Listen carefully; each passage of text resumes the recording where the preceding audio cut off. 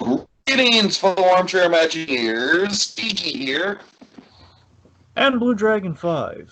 Folks, times have been stressful, and in all honesty, we need a little vacation. But since we can't quite go to Disneyland or Disney World at the moment, we decided to go with the next best thing.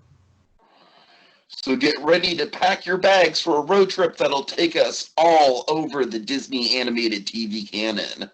Now let's grab the high dad suit and pencil in our destination. It's time to take an animation vacation! And yes, Dragon, we cannot go to Disney World until July 11th. Breaking news, did you hear that? I thought it was like July 1st. Is it the 11th? It's the July 11th, and then July 8th. It's July 11th for the Magic Kingdom, and then July 18th, a week later, for the other three parks. That's how they're rolling it out. Well, we'll see if that changes, but so far it looks like they're getting ready to open. I don't know anything about Disneyland, okay? This is just Florida we're talking about here. So, all right, so speaking of Florida, Dragon, we just got through with our Florida vacation, Florida. On the Teacher's Pet movie. And now we're going to the tropical island getaway, Dragon. We started this whole shenanigan, this whole shindig with the prom. Then we got into the whole like, oh, let's go to the malaise of summer vacation, just doing nothing, playing video games, kind of getting into the endless kind of almost Groundhog Day kind of loop of it all, of being out of school, the back in the day with recess schools out. And then Dragon, like I said, we kind of took the road trip. We took the road trip to the Florida destination with a little bit of Disney World at the end there with Teacher's Pet. And now, appropriately enough, Dragon, we're going to a tropical island getaway, my friend. And it's a weird one. This is a... Oh boy, Dragon. Now, would you like to explain to the dear people our history with the Proud family? Now, not in terms of, we'll get into personal nostalgia for the show, but Dragon, what I specifically want to talk about is the Kwanzaa episode, Dragon. Hit him with the Kwanzaa episode.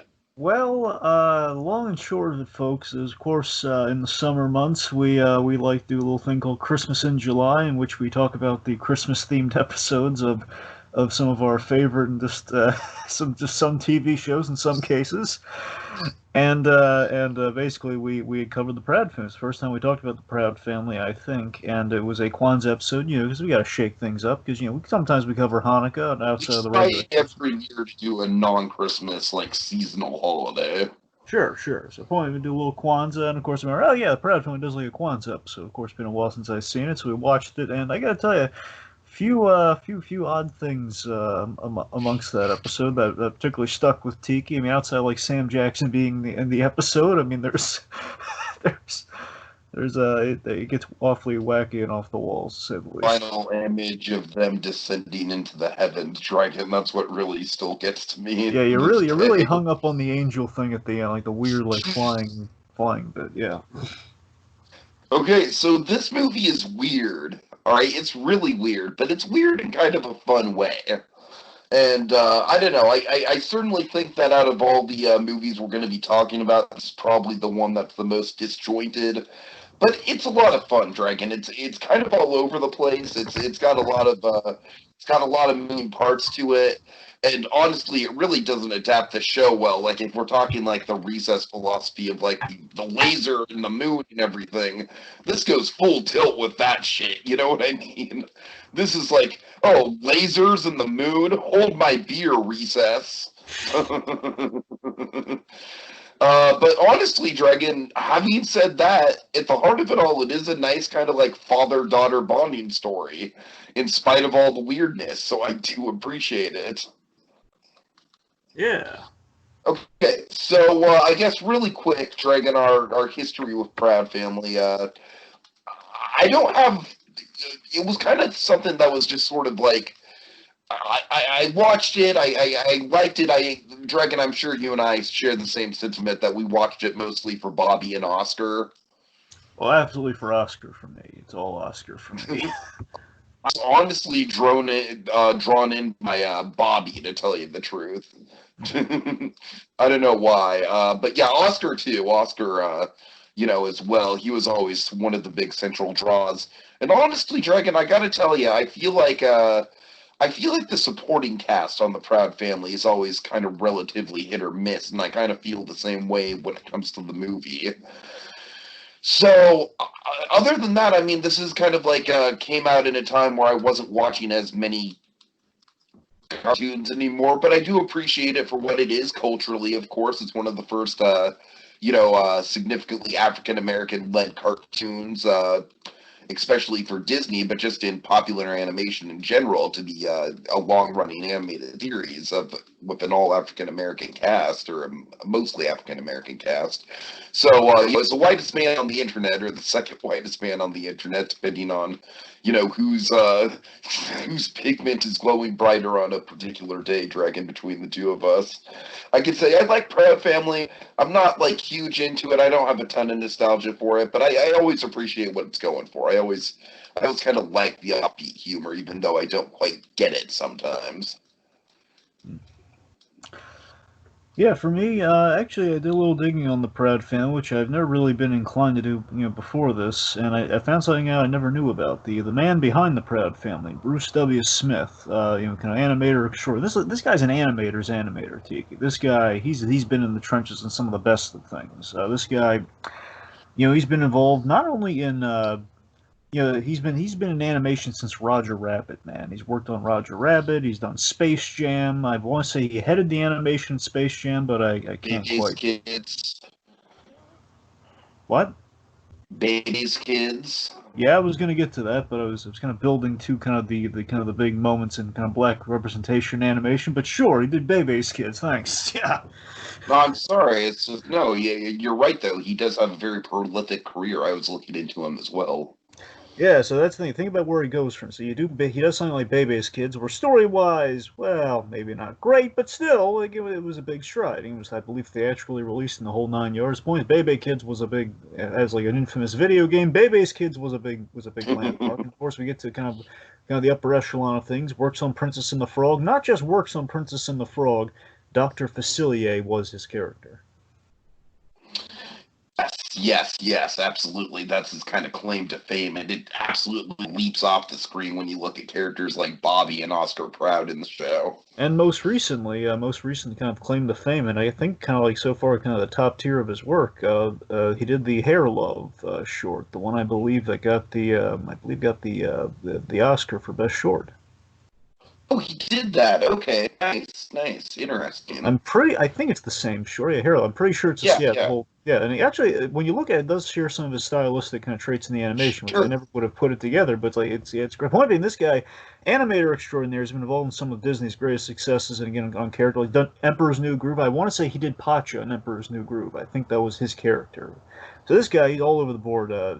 Bruce W. Smith. Again, animator. So that was kind of fun to find that out. Kind of doing a little bit of a deeper dive on things. I mean, basically, Proud Family for me was always kind of Disney's slice of life show. It was kind of the equivalent to kind of the less exciting equivalent to a Kim Possible, if you will, where you have kind of our teen girl shows where Kim Possible amazing. Where this, not that it wasn't amazing. What about Pepper Ann, Dragon? You're sleeping on Pepper Ann. Still, look, I don't want the cachet, but way better than Pepper Ann. Let's be honest. I'm just kidding.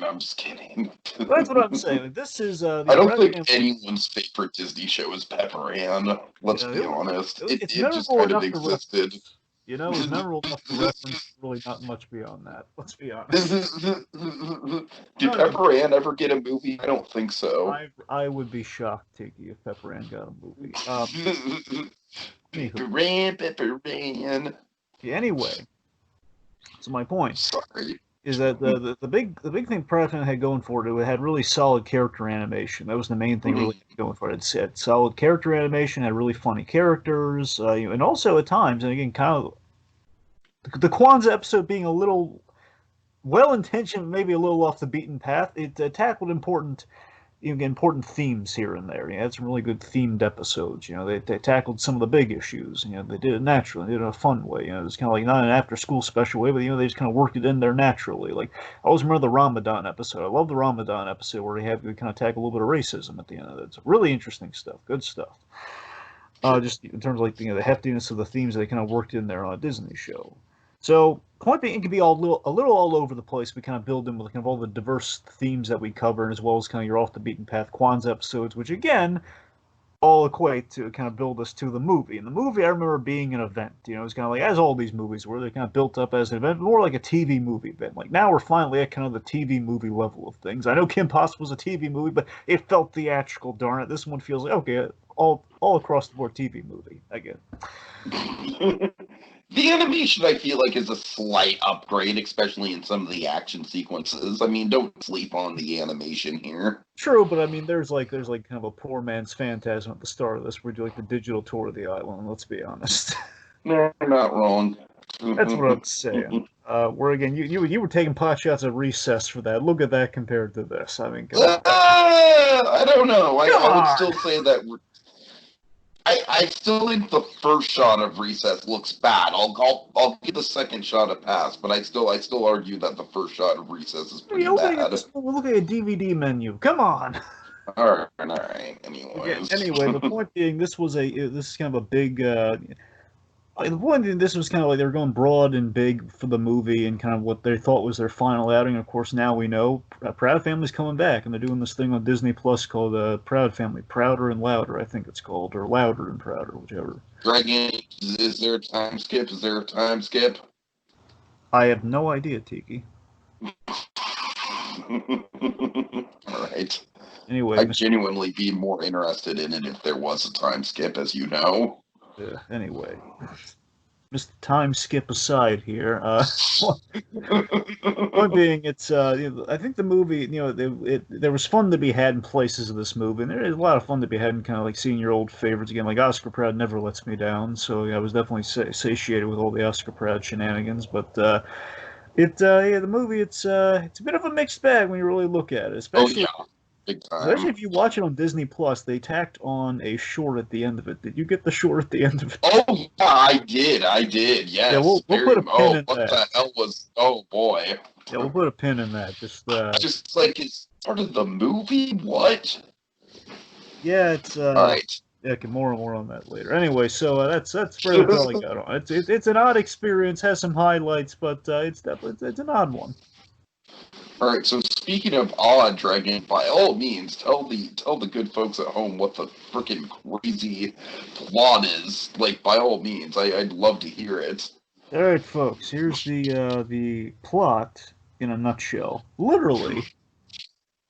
All right, so as Penny Proud turns sweet 16 and falls head over heels for singer 15 Cent. A mad descendant of, I'm not making this up, folks, a mad descendant of George Washington Carver plots an insidious use for the peanut using the peanut genome cloning process, but needs a preservative that is found only in Oscar Proud's patented donkey dipping sauce, so he can take over the world. Of course, what? Oh God, go ahead. Which leads Love to, that you're not even you're on the first act, Dragon. This is the first act. Which leads to an island vacation ruse to get said formula, which leads to a mix-up with peanut clones of the Proud family that the real Penny goes home with.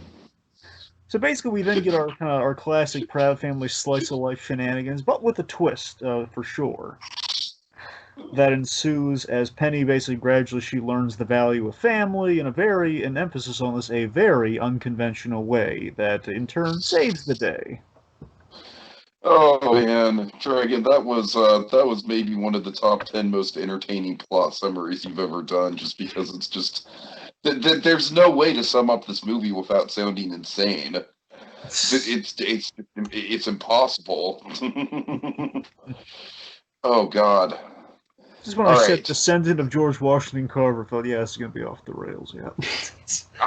I mean, but then just like the peanut clones and oh God. Yeah. Not to mention that short. Not to mention that damn short. I gotta be honest, I have no idea how to talk about the short, but we'll figure that out when we get there. All right. Well, did yours, just out of curiosity with the short, did yours say 3 months later or something like that, Yeah, or yeah, three yeah. weeks later? Did I got like a three? Okay, so what's up with that? It's like they're trying to actually tie it to the movie. Which was a mistake. All right, all right. Okay, we're jumping That ahead a was little here. All right. So one ill-placed epilogue later. Let's talk about the characters. okay. Yeah, my bad. Okay, let's start with Penny Proud. Oh boy, Dragon, I got to admit, in the first act of this movie, it's not that she's being completely unreasonable, but I feel like they were maybe writing her to be just a little bit too, I don't know, too entitled. I don't know about entitled. You got to remember, I Penny. feel like I was more on Oscar's side, especially like when we know, like, you know, I don't know. I just feel like the whole 15 cent thing. I wasn't really like 15 cent wooing Penny. It's like I'm absolutely on Oscar's side, Dragon, when it comes to that shit. Honestly, like when it comes to the dancing, sure, yeah, Penny should be able to dance, but I don't know. Like I feel like Oscar drew a line and he stuck to it. I don't know. I feel like I'm more on Oscar's side on this conflict than I should be. Well, okay, a few things. One, I absolutely agree with you. I'm on Oscar's side. I'm usually on Oscar's side, but Of it's course, of course. but seriously, I was like, if I'm looking at this movie, and it's been a while, so it's been a long while really since I've come. Basically, when I come back, is I go back to the Dr. Carver song. It's the main thing I go back to with this movie. But outside of that, I also love how Keith David randomly pops up as the baby. yeah, and of course, a little connective tissue there with Princess and the Frog, and kind of reunited after a few years. Kind of funny. You look at that, another Disney movie with Keith David. Anyway, so here's the thing. So of course, like, I really wrote my notes somewhere. Like, I wouldn't, I wouldn't let my daughter date 15 Cent either. Exactly. For goodness sake, like, heck no, You no. gotta draw the line, Dragon. Yeah, I don't blame him. I'm usually on Oscar's side, but still, even if I wasn't, I mean, come on, how can you not be on Oscar's side with this So 15 Cent? that was my main problem with Penny in Act One. I feel like once we get into Penny, once she gets with the clone family, then it becomes really fun, and then her character like bounces off, in a lot of entertaining ways with the rest of the clones, in a meaningful way with the Oscar clone, sort of realizing like it's not just a cliche like, oh, this evil clone is so much worse than my real dad. Like, no, in fact, this clone might be better than Oscar in theory, but not in execution. And I really appreciate the nuance of that. Yeah, with Penny, we really have just kind of a coming There's of no way to age. talk about this movie without sounding insane, folks. I'm sorry. Anyway, so yeah, so with Penny, basically, we're doing a coming of age story with her, with the birthday, with the boys, and basically her arc is kind of like, taking on responsibility. Where again, Penny as a character is kind of has the inherent teen flaw, if you will. I'm gonna sound like Dr. Draken. The inherent teen flaw, she go. No, but Oh, the God. no. Basically, it's kind of the classic kind of teen girl story here, where she always wants something that the parents are shooting down there. Penny makes wrong decisions that she will then learn a lesson from, which is kind of the built-in DNA of the Proud Family story. She's always like a little kind of teen self-involved. So again, that kind of lends itself to the first act, well, kind of part of the core status quo, if you will. So the entitlement kind of comes from there. But I absolutely hear on all the points though, and again, I do like kind of the father. Like the core of our story here is a father-daughter story, and again, mainly with Penny's story, it's about her growing up and taking responsibility. Where she really she steps up. She and Oscar both step up in the movie. Where by the end, things like she's taking on the bad guy instead of just kind of like just kind of being kind of darn man, move the word here. It's you being kind of the apathetic teen. I guess that's what I'm looking for. Yeah. So that's the thing. So basically, if she gets like parents who say yes, and then she kind of sees, well, yeah, it kind of defeats your family though if they say yes. Like she learns the lesson that if you take away the imperfections and the traits that define your family, they're not your family. That's kind of a lesson that she learns through the course of the movie. Mm-hmm. All right. Okay. So let's start with the real Okay. star of this picture. Yes. Dragon Oscar, like he's always kind of had a little bit of a Stu Pickles vibe to him, but especially in this movie. Am I right? If they ever do a Proud Family movie, I think I want Kevin Hart to play Oscar Proud. I know he's not tall enough, but he's just but he would be No, funny he's though. definitely not tall enough. I mean, I don't know. I know. Anyway, point being though, seriously, it I mean, also. I get with the energy and all. I hear you on that, but I mean, I think basically, like, it's like if you had a human equivalent to Oscar Pratt, it might be Kevin Hart in terms of like his comedy and his style and the whole, like, just kind of the ranty, like, getting hyped up on the anger, and always getting punched down by life and that sort of thing. But no, seriously, Oscar Pratt, Tommy Davidson, he's an In Living Color alumni. This guy, he's so funny, and he was always my favorite part of the show, and still he endures to be my favorite. So, by the way, T, what we should do with these, we're going to cover both them and their counterparts with these. oh, I kind of figured. Yeah, Yeah. yeah. I mean, basically, with one side note with Penny, I know we just passed her there, but basically her doppelganger is like her worst traits is like she's very anti-family. What if she stepped up already, but again, very like she's it's all about You the know what mission. I like about her doppelganger is it kind of takes that one image that we see in the opening of the show of her like kind of like creeping around the babies, like with Yeah, the mischievous look on her face, and it kind of characterizes that. You know what I mean? It kind of makes a whole character out of that one image. yeah, in a way, and I do like how some of these, like particularly with Penny and Oscar, their doppelgangers do kind of allude to their own arcs. Where again with Penny, it's Mhm. this whole like the doppelganger's like she's action mode, where our Penny, the real Penny, needs to get to action mode by the third act, so we're kind of reversing their arcs in a sense. So back to Oscar. So Oscar, of course, the enduring snack entrepreneur we all know, love, and we root for. Kind of the Charlie Brown of the snack industry, if you will. You want him to succeed, but he's just making a bunch of kite eating trees. It's never going to work out for him. It's it's just like he's just one of the great animated dad characters. He's hilarious. He's over the top, but again, as we also stress here, he is quite loving. He loves his family. He's always going to. He's head over heels for. Loving but stern in a good way. Yeah, yeah, and of course, over the top, comedically stern, but still, it's like he draws the line. He's, but again, you can't take him too seriously, and that's his fatal flaw. And a wonderful, it's like the wonderful character flaw he has, where he's no one takes Oscar Proud seriously in his own house. Which again, he tries to combat a little in the movie here, particularly with Sugar Mama, but more on that but later. So Oscar, he's the heart of the film, as mentioned, is a father-daughter story, and as embarrassing as Oscar Proud can be, he loves and supports his family, and and this is like you want him to win just one time. You want him to win with like, oh my God, he has his donkey dipping sauce. He's like, like all the multiplies the food. You want him to get the $10 million that he's not going to get, or else the show would be over. Then again, kind of the last episode ish. Retroactively now, not the last episode, so it doesn't really matter. But you see what I'm saying? Like you always root for Oscar. You want him to just get one. You just want him, hey, come on, approve his thing. Yeah. All right, and then that leads us into Clone Oscar. Oh boy, Dragon. So Clone Oscar he starts out entertaining enough because he's very much like a no nonsense, like yes, we have to complete the mission, sort of Oscar Proud. But then you introduce a little piece of meat in between a bun into Clone Oscar Proud's life, man, and everything changes. Yeah, Clone Oscar is without question the MVP of the film. Can we agree on that? Like, he steals the movie. I gotta be honest with you, Dragon. I don't.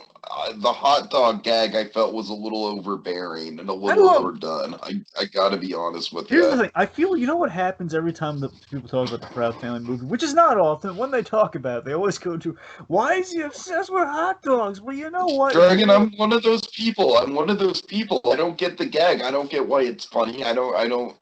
It's one of those weird things in this movie that I don't really think is a charming kind of weird. I just think it's kind of like the movie trying to give Clone Oscar a weird quirk. I don't know. Well, this is just kind of like a subjective kind of Well, thing. here's my stance. Here's what I think people are missing with this point. Okay, All it's the right. fact that again, the hot dog is the lead trait, but it's the idea he's being charmed by the life of Oscar Proud, and he's being. It's like the So whole he's like thing of him. slowly becoming Oscar proud in a way. Yeah, it's like he's becoming Oscar. It's all, but he's being charmed by the slice of life Proud family show. Like he's becoming one with the status quo. He's being distracted from the mission. He's falling forward because it was other things that were also kind of it was more than just the hot dogs, but the hot dogs was the most prominent thing. That's the thing. It's like he was becoming friendly with the neighbors and like the Penny's friends were loving him. He was like, hey, I'm part of the party. Like, hey, they're saying do the Oscar, do the. That's the character. Right? He's falling in love with the mundanity. He's falling in love with like, hey. Like maybe if we go off mission, it's not the worst thing in the world. That sort of thing. He's becoming more human. That's what it is via the hot dog, which was kind of like a cutesy introduction gag. That was, it kind of for the hot dog. Everyone goes because it was the hot dog kind of goes off the rails a I little don't. bit, I though. like the hot. Even so, I like the hot dog bit. Okay. Okay. Now, just again, the important takeaway outside the whole hot dog world is, I think it's a great arc for again him falling in love with that slice of life thing, and importantly how it parallels the real Oscar. And that Oscar again, if Oscar Proud, the one we know, were more laxed and more fun loving and just kind of like was trying like not to get unscrewed by life. Oscar always just wants to win one. What if Oscar, if he was just more relaxed and stringent, like said yes to Penny a little bit more often instead of just being like no, no, no. Again, the 15-cent thing he's justified in, but everything else. If he was just a little bit more of a laxed guy, maybe life would treat him better, and that's kind of what we explore with kind of the successful Oscar with the good luck versus the real Oscar with the bad luck. And again, it's it also feeds in the whole Penny thing, where Penny sees maybe if everyone loves my father, he's not Oscar Proud. He ceases to be that. So it's like this guy. Right, and that is one of the things I do appreciate about their arcs, kind of like working in tandem with each other, is that they do kind of like tend to appreciate the weaknesses in the other person for what they are. It's like everyone kicks Oscar Proud while he's down, but my daughter still loves me. It's that sort of thing, which is really sweet. It's like even when life is kicking Oscar Proud down, his daughter, even though he gets on her nerves, like, oh, he's my daddy, I like him. So, yeah, okay. Trudy! Trudy! Oh, Trudy! I love Trudy, man. I know we don't do a lot with her here. But... we don't do a lot with her here, but man, we've got stuff to talk about with the clone version of Trudy, dude. I mean, I don't have a lot to say about the real version of Trudy here. It's like she's nice, she's supportive, she's in her own motherly role here, and she's as good as ever in that role. But but seriously, Dragon, let's talk about clone Trudy. Come on now. Fine. Really quick. All right, fine. Okay, so the clone Trudy is kind of like a fun what if. Like, what if we took Trudy's most defining traits of like, she has the soft touch. She's really soft spoken. She's got like that. She's really wordy. She's always like about the peacekeeper. What if we took away the soft touch and replaced it with nothing but slang and street talk? What if we just Dragon, this is the kind of weird that I can absolutely get behind, man. I love this. Is to me, Street Trudy honestly kind of stole the show. Like, this was my clone Oscar, honestly. Yeah, calling Oscar OPZ is pretty funny. Oh man, I just love the mannerisms and the body language, how it's just polar opposite of regular Trudy. And the fashion too, because that's the thing. Like, I love Trudy's always like one of the best designs. I think she has along with Oscar, like the best design in the whole show. Oscar and Trudy's like a perfectly designed couple. Again, I love that. And of course now she's dressed like pretty much like Flavor Flav or something, like a giant like chain she doesn't have a clock, but it's like a giant chain or something. It looks ridiculous. So that's like again complete opposite to the actual Trudy, who again, I love that Trudy. She always holds the power. Oscar again says Trudy for a reason because he defers to the woman who really wears the pants in the family. Nothing against that because she's fantastic, but again, she earns that respect for a good reason. Loving mother, just great character. There's a lot of love there. Anyways, always classically a lot of love for Trudy, and she was, I think, out of everything in the show, she was one of the most well represented things in the movie in terms of this is the classic status quo, and then we're going to change it up for the movie with the streetwise. Yeah, totally. All right, so let's talk about Sugar Mama. Sugar Mama, like the most advertised character of the Proud family when I was watching it as a kid. Like it was like absolutely. It was like a Sugar Mama rap and everything. It was like a whole thing. Oh God! Oh, I remember the Sugar Mama rap. Not so much a rap. It was like because they really just said Sugar Mama, Sugar Mama. That's pretty much all they said. Yeah, pretty much. Do the Sugar Mama. Yeah, it's like not really a rap. It's more like kind of a mantra, like a chant or something. I don't know. Well, you can't call the Sugar Mama Chan. Come on now. Anyway, so point being, Sugar Mama here, she doesn't get a lot. She doesn't get a lot of time to shine in this, but she gets a few bits here. Importantly, she kicks things off with the whole sweepstakes run. That's important. She kicks off her plot with the end of like, I sent in all the sweepstakes, and we get like a tropical vacation. We have a horrifying jacuzzi scene that is Oh dear. it's very Nutty Professor. You Meet the Clumps-esque. I about Schmidt also comes to mind. True. I'm just that's the more I guess with the whole jacuzzi of all. Sure, I'm just thinking Yeah. we have like the elderly woman hitting on the. Of course. But also, we get a little bit of Spanish buzz. So we get a little. Oh right. Yeah, you're right. Spanish buzz. Now, for a second, I was like, wait, is he saying the name wrong of somebody? But no, it means actual Spanish buzz. Yes, very. Yeah, it's pretty much the same gag, Dragon. Yeah, it's like, oh look, Sugar Mama's on Spanish mode. Yeah, she's got. That's pretty much the tag. Apparently, she's got some Spanish peanut in her. Oh God. Now this is really great for her, though. I love that we put Poppy in his place for once, where she's giving Poppy the taste of his own medicine. He's always insulting her in Spanish, and she's never the wiser. So that's quite. If you're gonna do any final gags with these characters, I think that was the best final gag with any of them for all the running gags in the show. Yeah, that's a good point. That's true. That's true. Also, I've always loved that Poppy was modeled after Cesar Romero. If he wasn't a remarkable coincidence, but come on, green hair, purple suit, Cesar Romero. Let's be honest. So what do you think of Puff in the movie? Did Puff have any standout moments besides the weird ass ending? Yeah, I mean Puff just kind of being the companion piece to the Sugar Mama, and pretty much just didn't do a whole lot. Just basically intimidated Dr. Carver into that hot tub scene. It's pretty much all he did. Okay, speaking of Dr. Carver, let's talk about Dr. Carver and Dr. Carver the Second.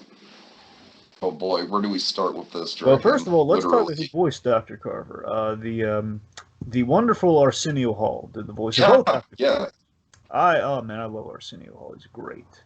Man, I love how he did his interviews too. He was the fun guy back then. Anyway. Point being, this is the third mad scientist in a row, technically. Tiki, technically we're gonna have mad science in all of our things. Oh God! Oh my God! Dr. Dragon, yeah. Oh Jesus! Now, mind you, we have a mad educator who's using science in recess, but still, I mean, there's science. There's science involved, Dragon. There's definitely science involved. It's mad. And yes, I haven't seen the last one we're doing yet, but I know we have a scientist character. There is a mad scientist in there somewhere. I don't know if he's like the main villain or not, but even if he's not leading off the piece, I think it's pretty safe to assume we're continuing the gag here with mad scientist in all of these, which is just Disney was really popular. Like, hey, let's do mad scientist for our big event finale movies. Just mad science. We always defer to the mad scientist because we need a bad guy. Darn it. Oh God. So here's the thing. Scoob. Well, I mean, Scoob is like that's dastardly though. Anyway. Yeah. Well, it's still just kind of like, hey, we need a villain of some kind. All right. Anyway, can we not get off track with Scoob yet again? Can we focus up here? All right. So Arsenio here again. He's fun.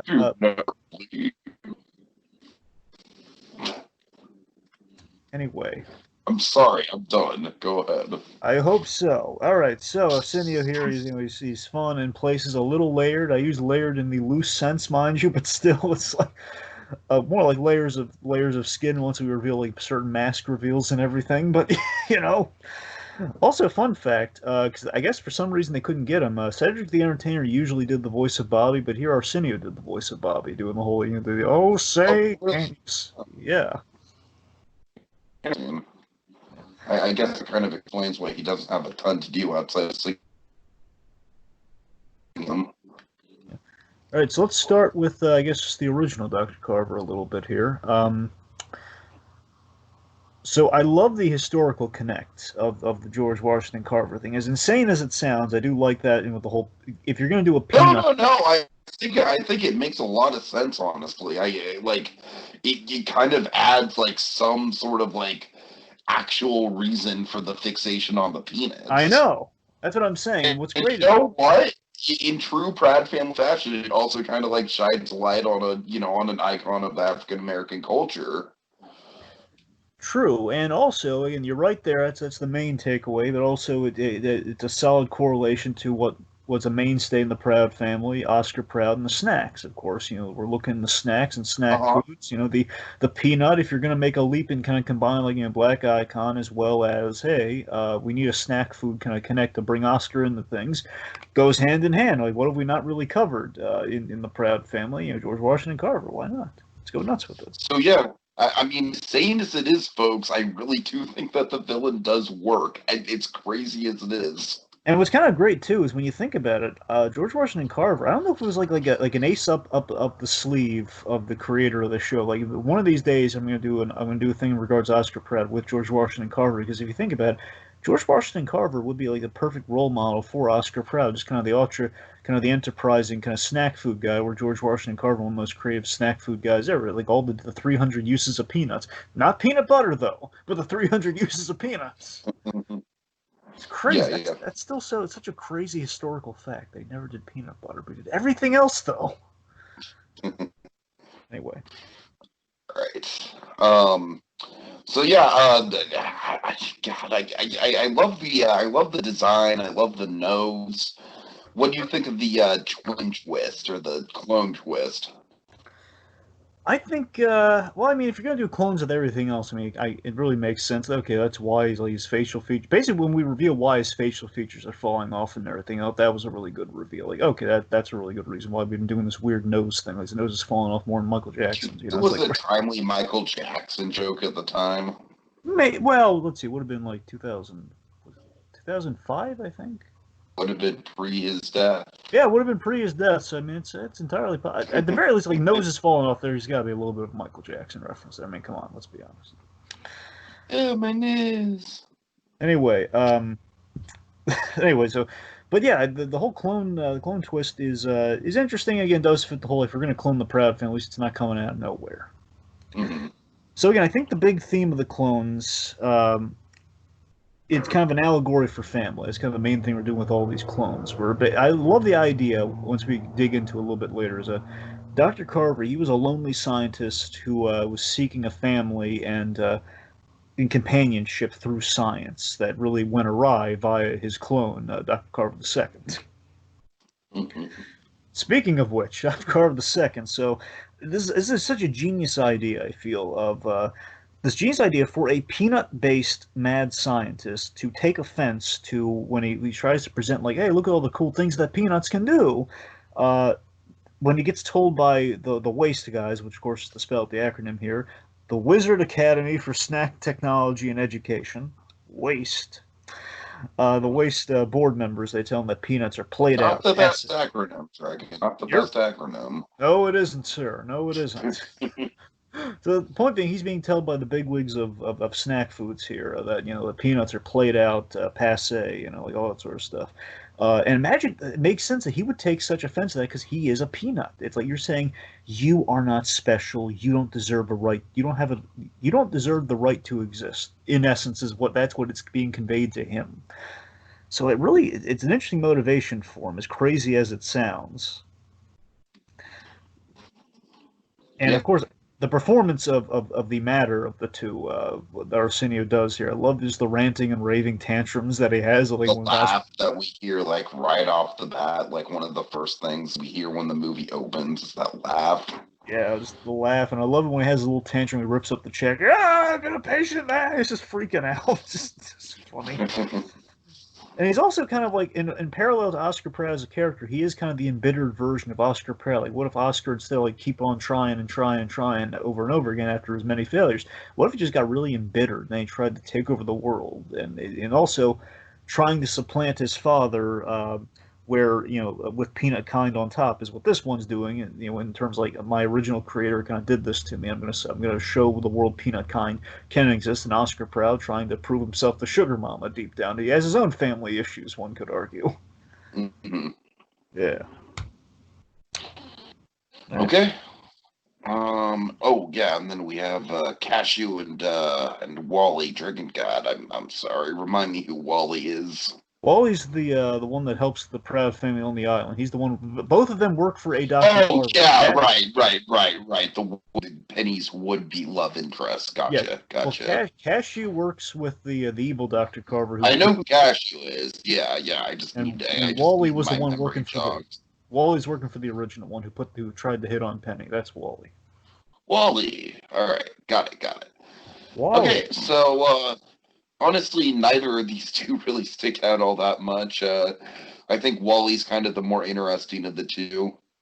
You know what's funny? I really liked Cashew though. Out of the two of them, because one Tara Strong doing the voice of Cashew, which is kind of I don't know. I just Cashew's like the idea of Oscar Proud just like, like being really territorial or even a peanut hitting on his daughter. checking I Wally don't as a know. That chicken. like that was funny. That was like to me a little bit more memorable than just kind of like a henchman. Pretty much. That's what I'm saying. I like how the idea is like these genome guys. They're just like they're basically gnome shaped, but they're nice guys. There's like just like before we do like the soldier versions of them. There's like kind of nice, pretty much ineffectuals, kind of like giant peanut head, little kind of oompa loompa henchmen, I guess. Just like they're harmless.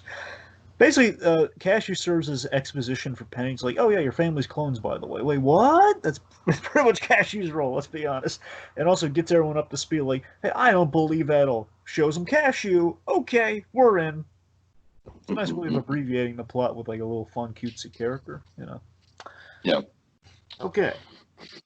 All right. So it's time to pull out our roadmap, Dragon. Where's our first destination? Where are we headed? Legume Island. All right. So basically, a villain's lair turned kind of vacation destination in a pinch. And I love like the whole Dr. Carver had this whole he put on like the fake mustache and everything. Congratulations! You won a trip. You won a trip to Legume Island. And I love how theatrical Dr. Carver gets. Like when he takes him on the cruise, getting there, he's dressed like a pirate just for some reason. Like makes no Oh yeah, sense. he kind of feels like a Count Olaf almost. Almost, yeah. He's very disguise heavy. And I like how the movie doesn't really waste a lot of time. It's like, okay, we have Penny doing a little bit of, she's 16, she's trying to get her driver's license, she's trying to, to audition for this dance competition, and then go movie island. All right, we get about maybe like 10 minutes to set up. Yeah. Also, I like that we kind of, we get away right in the smack dab in the middle of the Penny Oscar conflict. So kind of like a little bit of a ceasefire between those two after they've kind of like really at each other's throats over this whole 15 cent affair. Mm. Of course, we set up things for the third act, like the parasailing with Sugar Mama and all that sort of stuff. We see some really, I got just we have points where points are due here. The bungalows, quite nice. The peanut themed rooms and everything. And also your mini bar with all the peanut, everything in the mini bar is peanut themed. I Dragon, this is another like Oscar Proud should like write a book of life lessons or something, Dragon, because I would oh yeah, the mini fridge it's highway robbery, Dragon. It's highway robbery. Yeah, no question there. All right. So let's see. So basically, the big thing we should talk about is Dr. Carver makes this big kind of $10 million pitch to Oscar. It's like give him the whole pitch, like sentient peanuts and everything. The future is nuts, which is put that on a bumper sticker, folks. The future is nuts. Of course, Oscar, when tantalized with $10 million, have that great, just classic runoff reaction. Trudy! Of course, like any man, and this kind of calls to mind like a Hank Scorpio sort of situation. It's like any man, no matter how sketchy the boss is, you would take a job this elusive. Yeah. You would.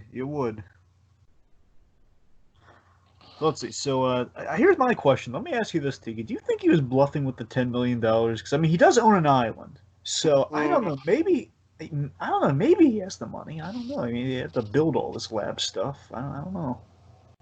I didn't really think that much into it, but yeah, honestly, if he had the money, then I don't know, Truckin.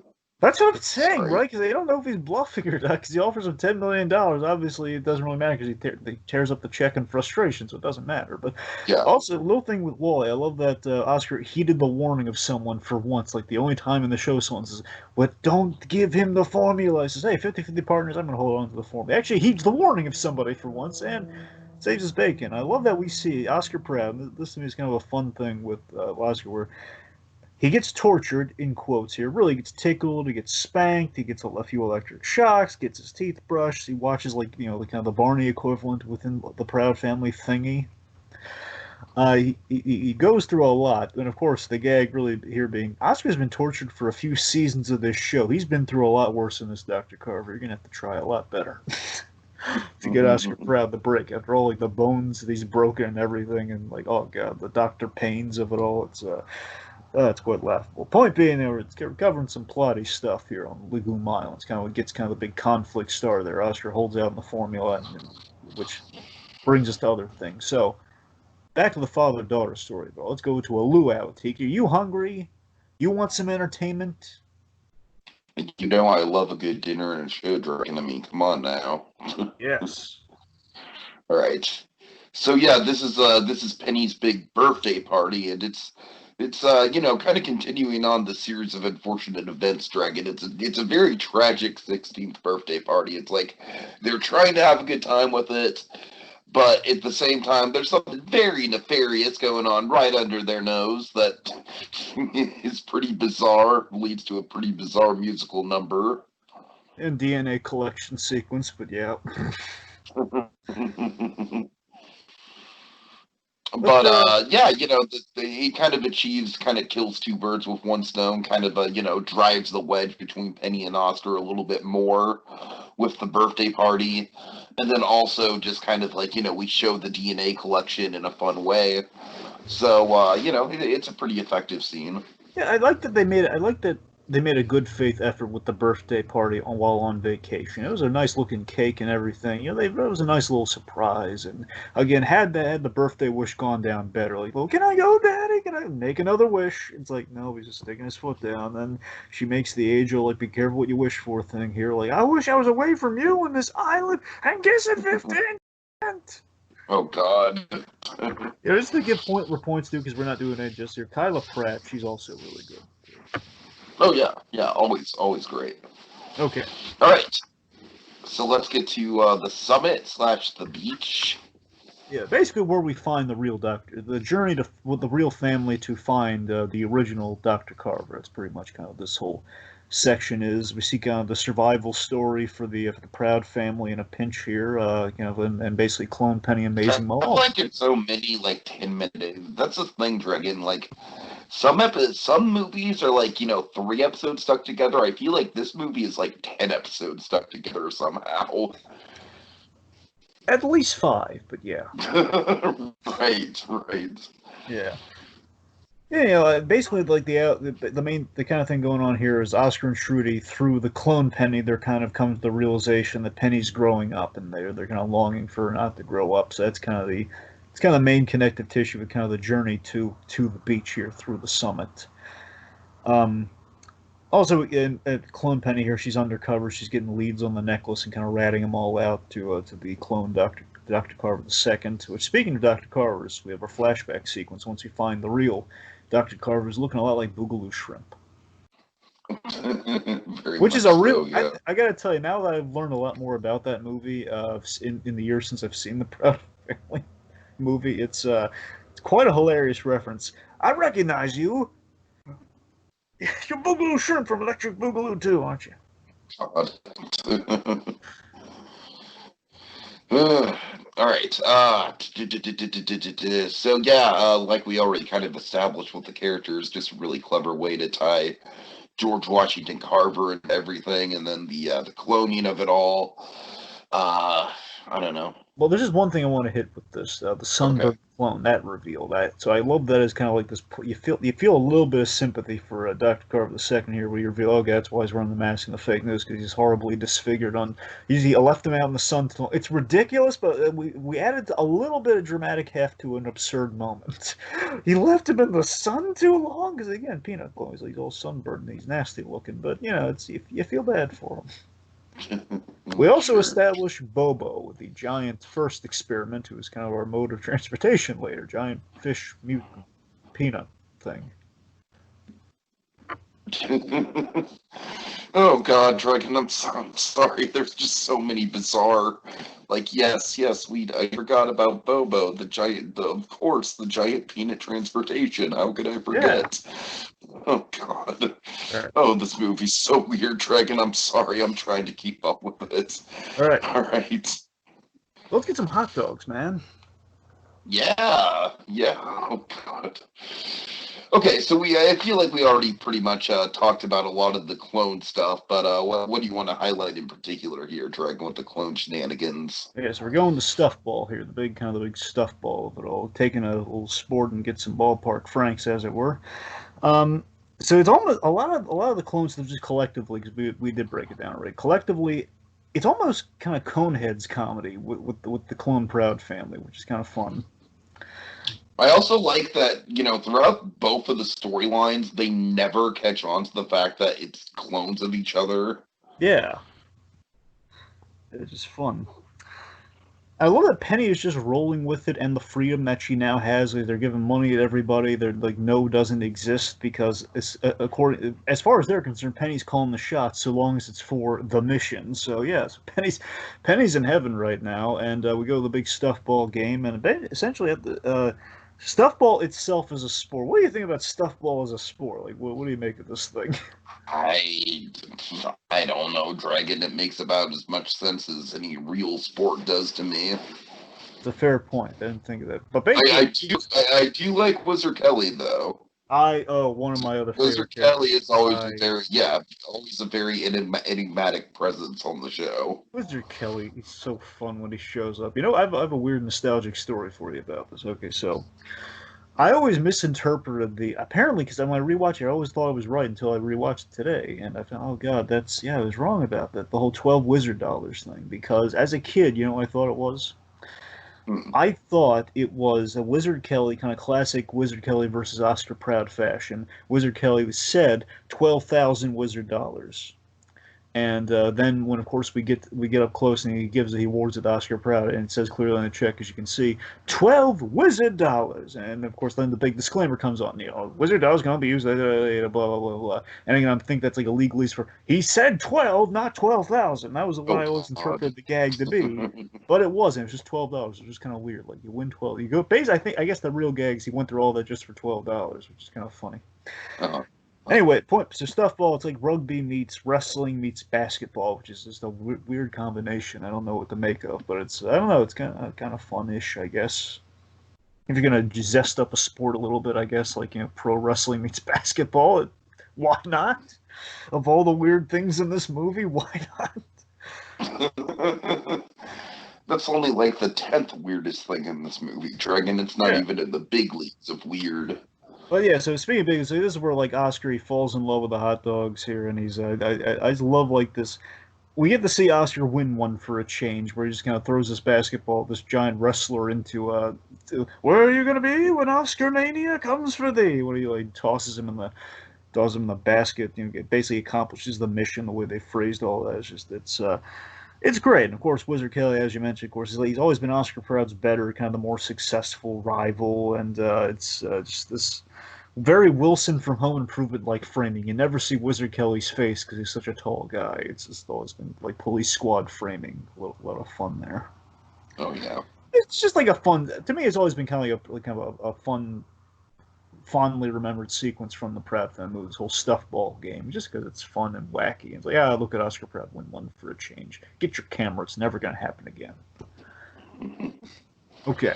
All right. So with the dance rehearsal, Dragon, you want to talk about some of the side characters? I assume. Well, I was thinking more when we get to the yacht, but if you want to, however you want to bring it up to you. So let's talk about Oh the my 15th God. scene of it all here, though. Okay, okay. First of all, I did kind of like the dance teacher, and I kind of wish they had a little bit more to do in this movie. She had a good presence to her. She did, and I did like point where points are due here. I did like when that 15 cent kid he'd call her out for you're a choreographer, so teach him. Yeah, when she does kind of get into gear, and I don't know. Yeah, I like when she's complimenting Oscar there. That's kind of the main thing here. I love when the Oscar kind of clone Oscar after he does his awesome $6 million man run, which I loved. He does.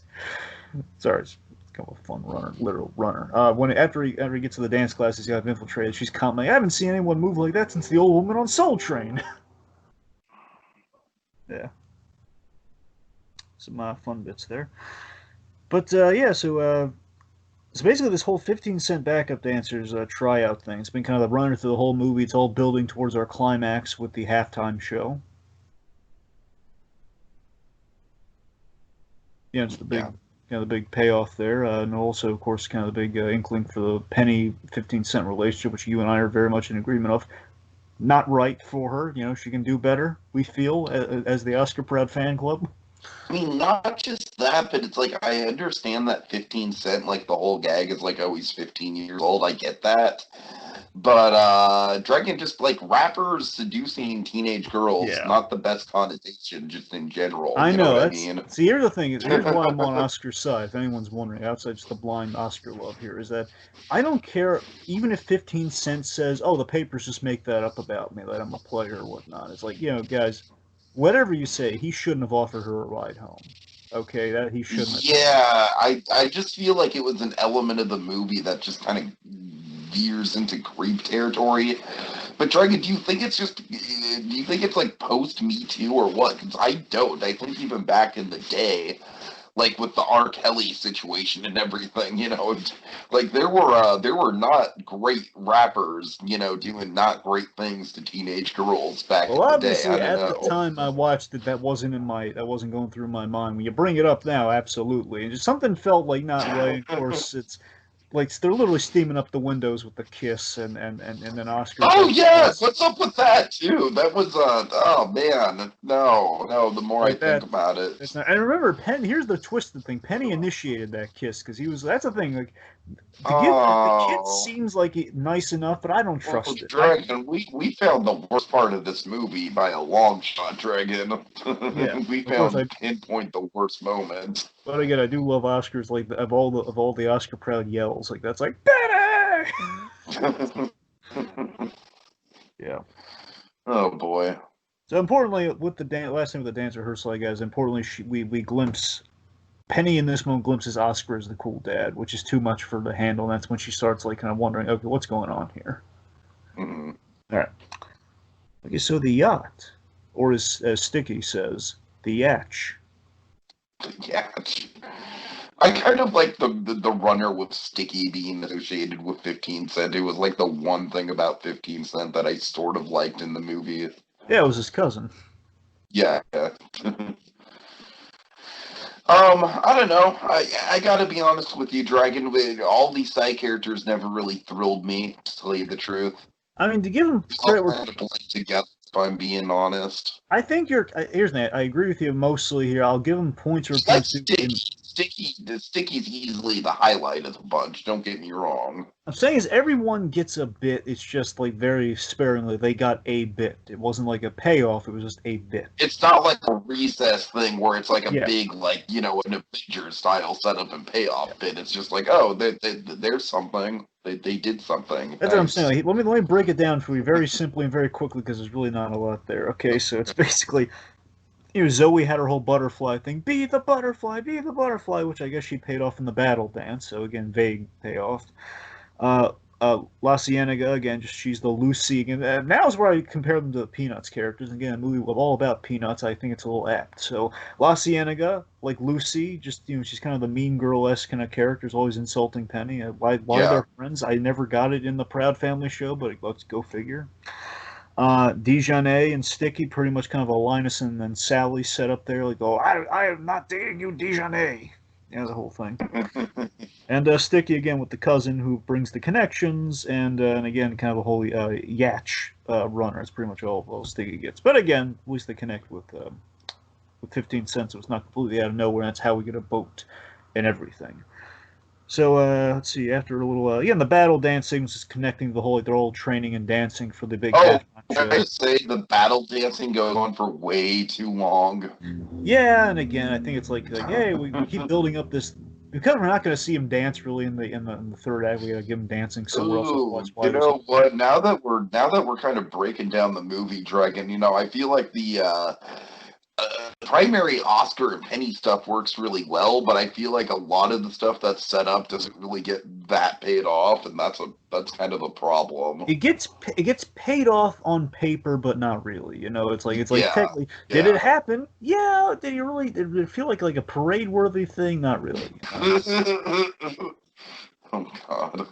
So of course, All big right. things. The whole rescue mission to it. Want to get one of my other favorite moments in the movie. I love it when the big Oscar clone moment where he saves the day. He goes like, do it for me, do it for a family, do it for the hot dogs. I do like the hot dogs, and has this big moment where he kind of saves the day. And like, I love the theme that we play for Clone Oscar, when it does like the Mission Impossible theme almost, or the $6 Million Man theme, where he does the run, he takes out all the clones with a group hug and really rolls them in the cave. There's a huge animation error in that scene though, Tiki.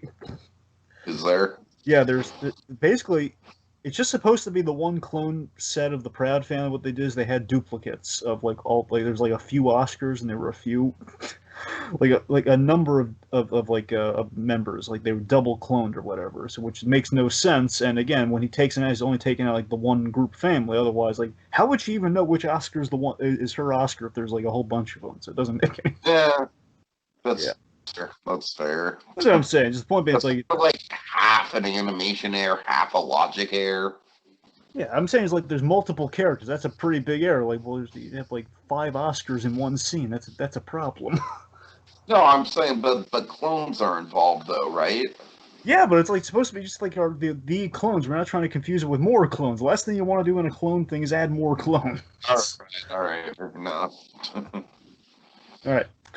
So big climax time. Let's go to a halftime show. The big halftime show. Sure, why not?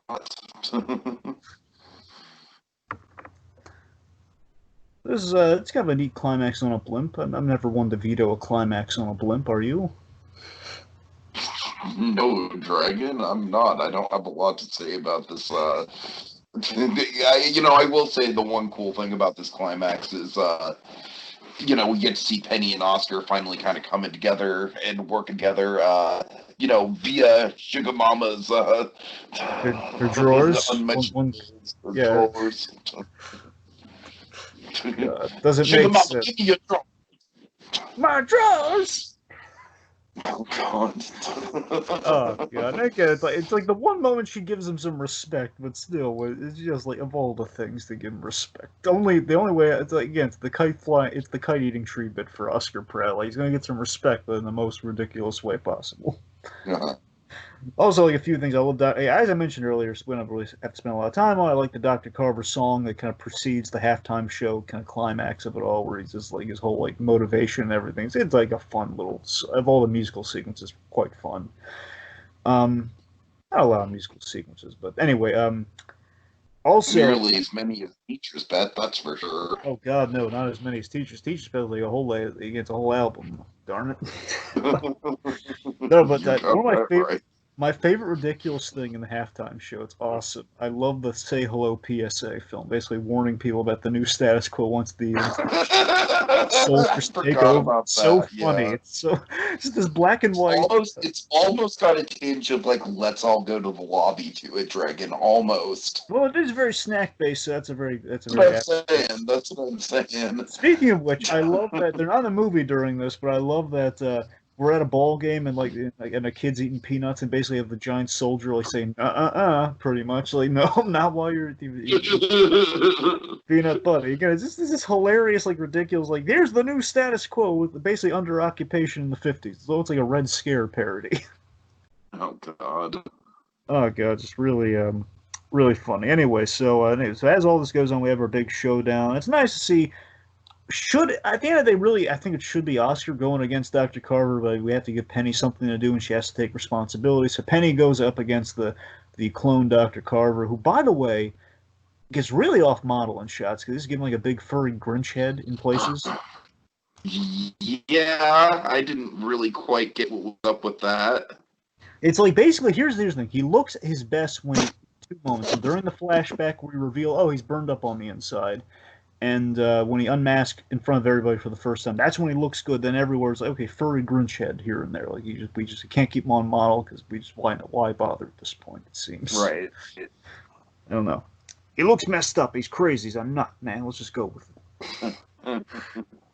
So nice little kind of a blimpy kind of showdown there. Oscar arrives via the paragliding, the drawers, and basically, I gotta admit though, tell me how you felt about this. I think we have kind of a BS moment here where it's like the cheesiest moment in the movie. It's not like it doesn't kill the movie, but it's like I appreciate the moral, but we just kind of stop everything we're doing. Like, hey, the big action movie finish, and then we have like the cheesy family like Full House music almost, where it's like when Dr. Carver offers like Penny, you can have all the freedom you want if you don't do that. It's just you know what, Doctor? My family's not perfect, but you know what? I love them. And then we have this. Oh, yeah. No. I totally know what moment you're talking about. Yeah, it's like, come on, man. Like, it's like, I appreciate it's like they're trying to play it. They're trying to play it for a minute, like Penny's going to go the other way. It's like, first of all, who you trying to kid? Second of all, it's like, guys, it's a little ill-timed. It's almost as insulting, Dragon. It's almost as insulting as Shaggy. You said you'd never leave. Okay, you have a problem, you know that. You have a problem. I have a problem with Scoob. Yeah, I know you have a problem with Scoob, and you have a problem with everything else because you bring Scoob into it. Anyway, but seriously, it's just like it's not only that; it's the fact we're it's very ill-timed, and it's just like why are we doing this now? And it's like I don't know. It felt really. I appreciate the sentiment. Just it's really clunky the way it comes across, and it is. We spray the peanut liquefaction gas, and we turn the Dr. Carver into this really random, weird bit. I'm a little itty bitty peanut. It just falls in the water. It's weird, man. I don't like. Why doesn't he just melt in the peanut butter? He turns into like a little peanut. I don't get it, but we're this far in the movie, so why not? All right.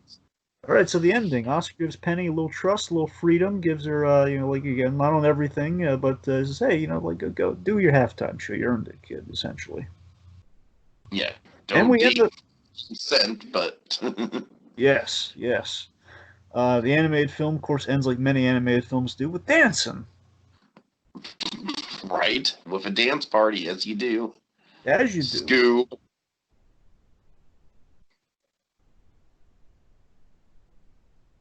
I'm sorry.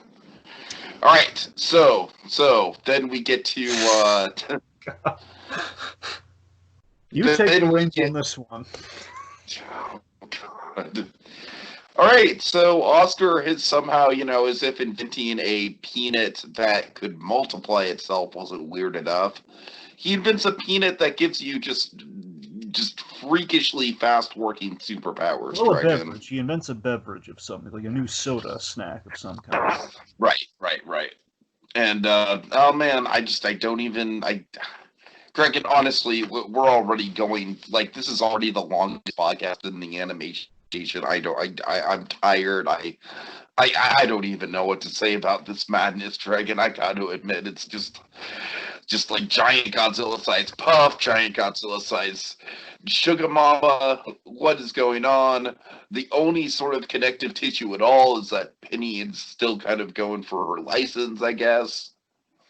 Look, I don't have much to say on either. I just wanted to comment on how strange it was briefly, and that it's just a bizarre short film. I want to say it was tacked onto the DVD when they released it, and basically now on Disney Plus they lumped them in together for some reason, and it's just bizarre. I think it kind of taints the whole a little bit. Like, well, guys, you're already pushing it a little bit with kind of the weird factor, but this is like going over the line now.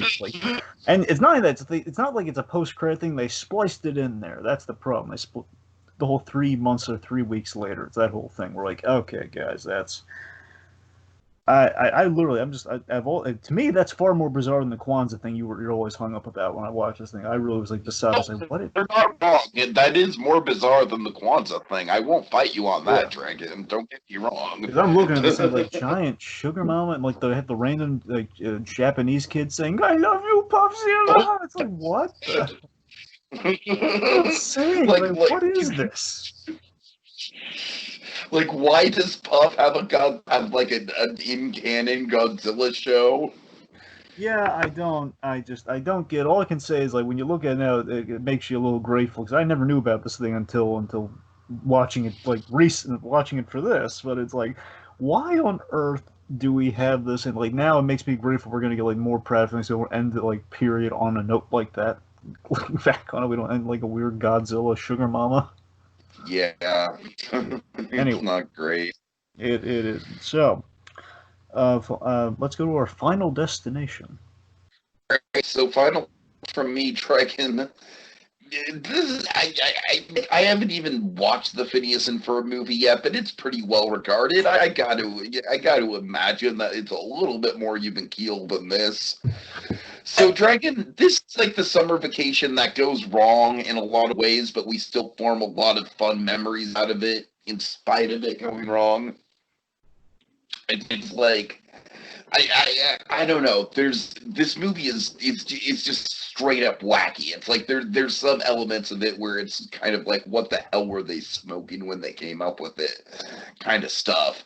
I just especially with that ending, but just throughout the movie, it's just kind of there's a weird factor going on here. But like I said, at the heart of it, there is that father and daughter relationship and bond that I do think kind of pretty much carries the movie through and elevates it. And Street Trudy is amazing. So, yeah, it's like this is definitely the most uneven of the 5 movies we're going to be talking about for Animation Vacation this year. But it also might be the one with the most just kind of like scrawny, like grassroots charm to it. All right. Final thoughts for me. It's not perfect or the best representation of the show, or definitely closure. Which again, given the whole Disney Plus thing coming up, that's I guess you get retroactive or not. Yeah, apparently the end of the Proud Family is just Sugar Bomb and Puff just growing into kaiju. Well, thankfully, no longer the case. What if it just starts and that's like still like there's like a time jump and it's still in continuity and that they're both still kaiju? God, I pray not. So, point being, not perfect or the best representation of the show by any stretch, but it feels like it's an extended summer episode, if you will, an extended kind of vacation-y episode. So it's not bad, not great, not bad. It has some of my favorite gags from the Proud Family. Not the all-time Hall of Famers, but again, there's some gags in there I did really like. Again, Oscar always kind of well represented, which is all I can really ask for. It's got a catchy song, with the Dr. Carver thing. Again, not like not an earworm, but a little catchy. I it's following what we've been doing so far on Animation Vacation. We've kind of been getting these like a series of these finale movies, kind of the finale movie trend, and almost like a formula that's been built in here. Like, again, when they thought this was the last one, we have this trend of like a mad scientist and explored relationship within the dynamic of a pairing of characters, Mm-hmm. and just in this case didn't bring a whole lot to the table. But I mean, ultimately, I think it's kind of harmless. I mean, before they added that short on it, pretty harmless. All right. Well, folks, it's time for the flight home. Don't forget to stow your luggage and fasten your seatbelts. You'll be home shortly, but don't you fret. We'll be taking off before you know it on our next Animation Vacation. Fruity! I'm a little tiny peanut.